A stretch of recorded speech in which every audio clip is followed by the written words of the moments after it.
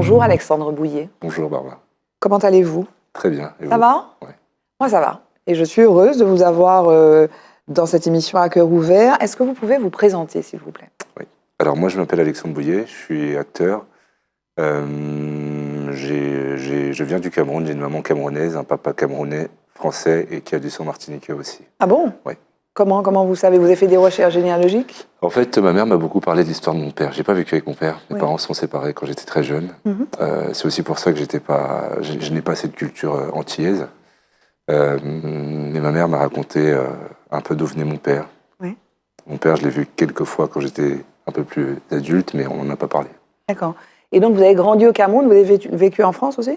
J'ai grandi au Cameroun et je venais en France pour les vacances parce que je voyais mes tantes quand même, les sœurs de mon père. C'est le seul lien que j'avais avec mon père et la France au départ. Et alors vous êtes comédien. Vous avez toujours été comédien? Non, j'ai pas toujours été comédien. J'ai travaillé dans l'hôtellerie-restauration. J'ai passé un bac. J'ai eu Un bac? Non, pas un bac. J'ai fait une école hôtelière et une formation rapide après en gastronomie. Et comment vous êtes arrivé au cinéma? Alors, le cinéma, déjà, le théâtre, je vais parler du théâtre d'abord. Le théâtre est arrivé dans ma vie quand j'étais très jeune. Oui. Je sais plus quel âge, j'étais ado. Et j'étais avec un copain chez lui, chez ses parents, et on avait fait un peu les cons. On avait pris une bouteille de champagne qui appartenait à son père. On l'a bu, et il y a une fille qui me plaisait beaucoup à l'époque. Et cette fille-là, je voulais la voir, mais elle n'était pas disponible. Elle était à la bibliothèque française de Douala, donc qui est une ville au Cameroun. Parce qu'elle était allée voir son petit frère qui jouait une pièce de théâtre. Et son petit frère, nous on était dans des écoles françaises. Et son petit frère était en primaire. Donc j'ai décidé d'aller la rejoindre là-bas. Et je suis arrivé en pleine pièce de théâtre. J'ai ouvert la porte et je suis allé la voir pour lui déclarer mon amour. Et elle ne m'a pas du tout écouté. Elle n'a pas du tout fait attention à ce que je lui disais parce qu'elle était captivée par ce qui se passait sur la scène. Oui. Du coup, j'ai jeté un coup d'œil à la scène et j'ai découvert ce que c'était le théâtre. Mais bon, c'était une pièce d'enfant. Oui. Et quand j'ai regardé la pièce de théâtre, j'ai été tout de suite marqué par l'attention que les gens donnaient à cette pièce de théâtre, à l'histoire qui était racontée. Et je me suis dit, tiens, c'est pas mal. Mais pour la séduire ou bien dans l'absolu? Non, pas pour la séduire, juste avoir l'attention des gens qui nous écoutent et à qui on raconte une histoire. J'étais un peu envieux de cet enfant qui était en train de raconter cette histoire et qui avait l'attention de tout le monde. Donc le théâtre est arrivé comme ça. Et après, avec les années...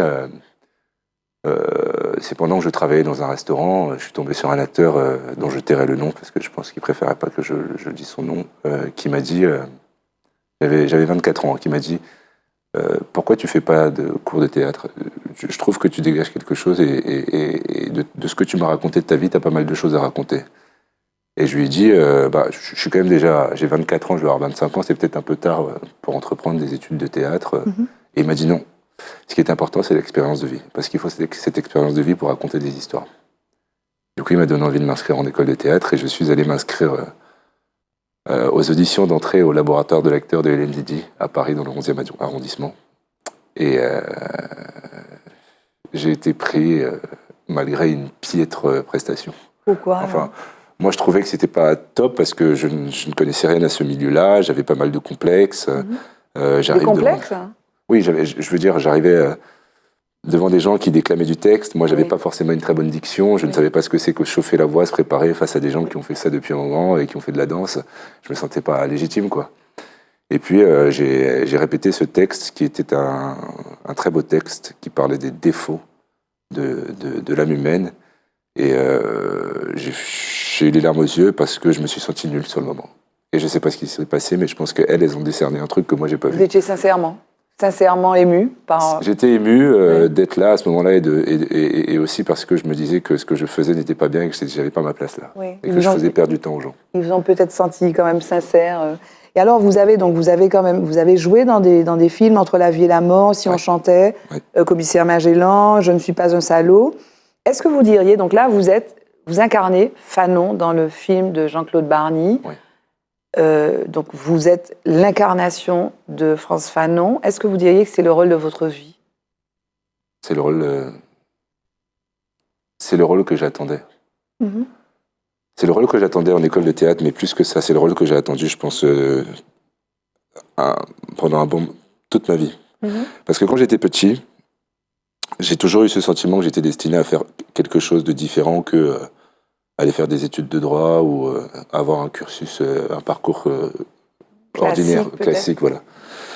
Et souvent, j'étais un peu rêveur. J'étais dans le ciel et j'avais l'impression que j'avais un but qui était destiné à participer à l'évolution de l'humanité ou à raconter des histoires qui seraient importantes. Et souvent, je le partageais avec mon frère et mes amis et souvent, et les autres se moquaient un peu. Ils me disaient, tu rêves. Et j'ai eu ce sentiment-là et ce vide-là pendant des années. À 19 ans, je suis tombé sur un album de Youssoupha, qui est Noir Désir, qui est l'album qui a comblé ce vide parce qu'il m'a éduqué. En dehors de ce que j'apprenais à l'école, c'est l'album qui m'a le plus cultivé. Qu'est-ce qu'il dit, cet album? Cet album-là, en fait, il parle de la culture noire, il parle de l'histoire du monde, donc de la colonisation, de toutes les injustices. Et c'est un album qui, moi, m'a fait du bien parce qu'il m'a fait comprendre qu'en tant que noir, j'étais majestueux, que j'avais le droit de me sentir majestueux, que j'avais le droit de me sentir aussi légitime.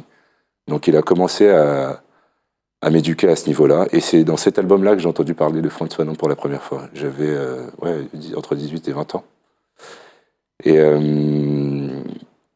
avec le temps, des années après, je rencontre Jean-Claude Barny pour ce scénario-là. Sur la poitrine, j'ai une phrase tatouée d'une des chansons du Youssoupha qui fait un peu qui est le monde t'entretue dans la guerre de l'or noir, le premier ennemi de l'homme reste l'homme. Et dans cette chanson-là, toutes ces punchlines-là sont liées à Frantz Fanon. Et 10 ans après, je rencontre Jean-Claude Barny. C'est votre destin? Est-ce que... il y a cette phrase qu'on dit et qu'on entend souvent et qui est reprise dans la bande-annonce. Chaque génération doit, dans une relative opacité, découvrir sa mission et la remplir, sinon la trahir. Vous diriez que vous avez trouvé quelle était votre mission? Et c'est ce que vous êtes en train de réaliser en incarnant cet homme? Avec Frantz Fanon, je crois que j'ai approché un chemin qui me mène vers une mission qui, pour moi, est liée à l'histoire et à l'humain. Qu'est-ce qui vous a... Parce que vous avez découvert Fanon donc, à travers les textes de Youssoupha. Donc après, vous avez rencontré Jean-Claude Barny, qui vous a donc parlé de ce projet. Et qui m'a offert le livre Peau noire, masque blanc. Peau noire, masque blanc, vous l'avez lu, vous avez peut-être lu les autres livres, et notamment Les damnés de la Terre. Et qu'est-ce qui vous a le plus frappé dans Fanon? Qu'est-ce que vous avez découvert? Qu'est-ce que vous retenez de lui? Alors moi, quand j'ai pris ces bouquins, j'étais d'abord un petit peu frustré parce que je me suis mis j'avais peur de ne pas comprendre ce qu'il y avait dans ces récits parce que je voulais trop intellectualiser les choses parce que c'était un psychiatre, c'était un grand homme très intelligent. Et puis je me suis dit qu'il fallait que j'aille chercher juste l'humanité du monsieur dans ses livres et c'est ce que je suis allé trouver. Et en fait, je suis tombé sur un personnage qui ne faisait pas forcément la différence au niveau des êtres humains. C'est ce qu'il dit d'ailleurs. Il dit trouver l'homme partout, chez le colonisé comme chez le colonisateur. Et ça m'a tout de suite rassuré parce que moi je suis comme ça depuis que je suis petit. J'ai toujours traîné avec des gens totalement différents. Et souvent j'ai été confronté à des personnes qui me disaient « On ne comprend pas pourquoi tu fais ça, il faut arrêter de se mélanger avec des gens parce que tout le monde n'est pas fait pour être ensemble. » Et moi, les gens me disent ça. Ouais. Et je me suis battu longtemps contre ça. Et j'ai retrouvé ça dans Fanon. Ça m'a fait énormément de bien et du coup ça m'a rassuré sur la personne que je pouvais être. Parce que pendant longtemps je culpabilisais parce que j'avais l'impression qu'en fait, peut-être que moi, je cherchais à combler un vide et que c'est pour ça que j'ai essayé de réunir deux camps différents. Vous ne choisissiez pas votre camp. Voilà. Ouais. Je ne voulais pas choisir de camp. Et en fait, ça m'a rassuré. Ça m'a rassuré.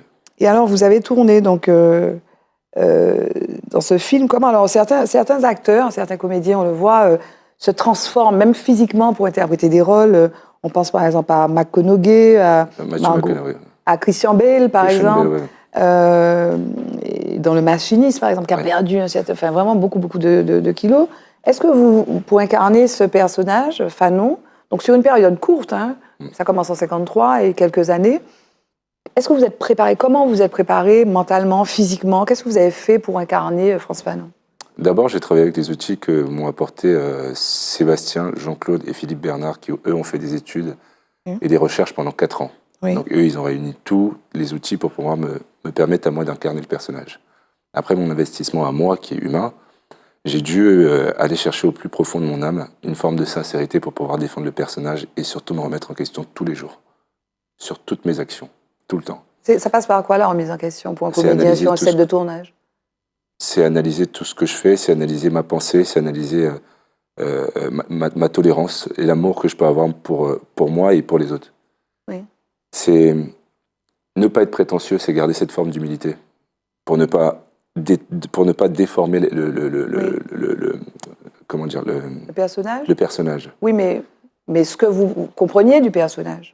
Ce que moi je comprenais du personnage et surtout ce que je voulais lui apporter, ce que je pouvais lui donner. Et après, le reste, il a fallu travailler sans des archives. Il n'y a pas de vidéo de Frantz Fanon. Il y a des images, des photos. Il y a un audio que je n'ai pas du tout voulu copier. Parce que Fanon il s'exprimait vraiment bien. Il articulait, il avait un phrasé qui était propre aux années 50.